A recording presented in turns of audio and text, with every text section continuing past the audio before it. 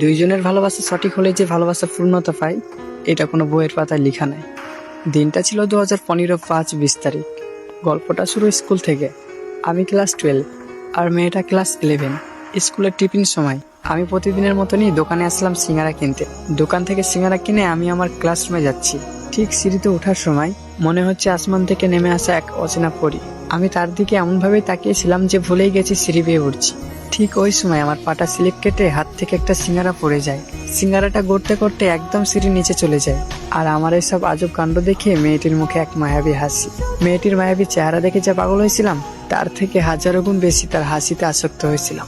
আমি লজ্জা পেয়ে ওখান থেকে দৌড়ে চলে আসলাম। টিফিন শেষে ক্লাস শুরু হয়। ক্লাস করতে করতে মেয়েটির মায়াবী হাসি দেখতে পাই। বাড়ি ফেরার পথে মেয়েটির মায়াবী হাসি দেখতে পাই। খেতে বসে মেয়েটির মায়াবী হাসি দেখতে পাই। ঘুমাইতে গেলেও চোখে ঘুম নাই, মেয়েটির হাসি দেখতে পাই। আসলে মেয়েটির হাসিটা আমাকে এতটাই পাগল করেছে যে কোনোভাবেই মেয়েটির হাসিটা আমার ভাবনা থেকে যেত না। আমি কিন্তু স্কুল প্রতিদিন যেতাম না, আর যেদিন যেতাম ক্লাস শুরু হওয়ার 5 মিনিট লেটে যেতাম। আর মেয়েটার মায়াবী হাসিটা দেখার পর থেকে আমি প্রতিদিন স্কুল যেতে থাকি। আর যেখানে আমি 5 মিনিট লেটে যেতাম, সেখানে আমি 2 ঘন্টা আগে গিয়ে বসে থাকতাম শুধু মেয়েটাকে দেখার জন্য। এই ব্যাপারটা আমার বন্ধুরা সকলে জানতে পারে, আর মেয়েটারও কিছু বান্ধবী জানতে পারে। আর হ্যাঁ, মেয়েটির নাম ছিল রিকা আর আমার নাম রাজ। আমার বন্ধুরা আমাকে রিকা বলে মজা করে, আর ওইদিকে তার বান্ধবীরা রাজ বলে মজা করে। এইভাবে কিছুদিন যাওয়ার পরে হঠাৎ করে মেয়েটি এসে আমাকে বলে, এইসব কি হচ্ছে? তোমার জন্য কি আমি শান্তি করে ক্লাসটাও করতে পারবো না? দেখো, তুমি আর আমার পেছনে এইভাবে থেকো না। আর তুমি যদি আমার কথা না শোনো, তাহলে আমি অফিসে গিয়ে হেড স্যারকে বলতে বাধ্য হব। এই বলে রিকা আমার সামনে থেকে চলে যায়। তার এইসব রাগী কথা বলার ধরন আমাকে তার প্রতি আরো পাগল করে দেয়। আর তার পিছনে ঘোরা আমি কিভাবে বন্ধ করব? কিছুদিন পর রিকা সত্যি সত্যি এই ব্যাপারটা আমাদের হেডমাস্টারকে জানিয়ে দেয়। টিফিন সময় আমাকে হেডমাস্টার ডেকে পাঠায় অফিসে। আমার ভয়ে শরীর পুরো কাঁপছে, আর আমার এই পাশে রিকাও দাঁড়িয়ে আছে। স্যার আমাকে ধমক দিয়ে বলল, স্কুল কি পড়াশোনা করতে আসিস, না এভাবে পরিবেশ নষ্ট করতে আসিস? বেয়াদব ছেলে। এই বলে স্যার আমাকে হাত পাততে বলল। আমি আমার হাত দুটো স্যারের সামনে দিয়ে দিলাম। স্যার আমার হাতের ওপর কাঁচা কমচি দিয়ে মারতে থাকে, আর আমি রিকার দিকে তাকিয়ে রিকাকে দেখতে থাকি। স্যার আমার হাতে যতবারই কমচির বাড়ি দিচ্ছে, ততবারই রিকা চমকে উঠছে। মনে হচ্ছে আমার ব্যথাটা ওকে লাগছে। তারপরেই স্যার বলে উঠলো, যা বেয়াদব, ক্লাসে যা, আর এরকম যেন কখনো না দেখি। তারপর আমি ক্লাসে চলে আসি। আমার সব থেকে বেশি ভালো লাগছে স্যার আমাকে যখন পিটাচ্ছিল আর তার মায়াবী চোখগুলো যখন কাঁদছিল। তারপর স্কুল থেকে বাড়ি এসে আমি বাথরুমে ঢুকেছি। আর আমার একটা বাজে অভ্যাস যে বাথরুমে ফোন নিয়ে যায়। আমি বাথরুম করছি আর ফোন দেখছি।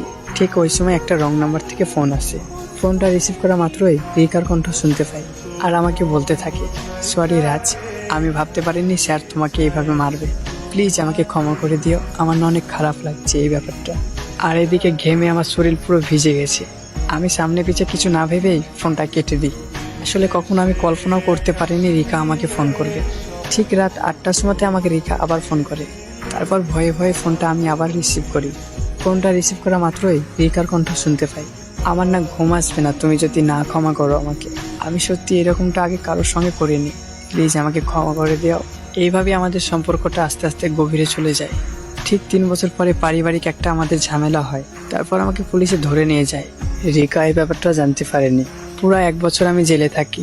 তারপর আমি জেল থেকে ছাড়া পেয়ে বাড়ি ফিরছি, আর রিকার কথা ভাবছি।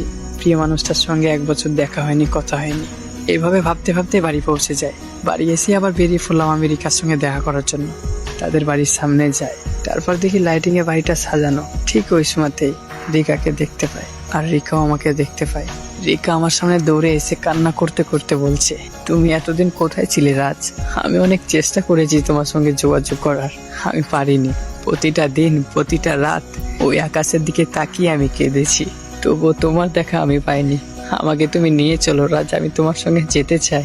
তারপর আমি মুচকে এসে বললাম, আরে এই পাগলি এরকম পাগলামি করে না, আমার একটু আসতে দেরি হয়ে গেছে, তুমি এখন অন্য কারোর বউ, আমাকে তুমি ক্ষমা করে দিও।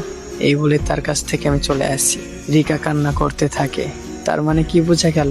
ভালোবাসা সঠিক হলেই পূর্ণতা পায় না, কিছু কিছু ভালোবাসা হেরে যায় পরিস্থিতির কাছে। ধন্যবাদ গল্পটা পুরো শোনার জন্য।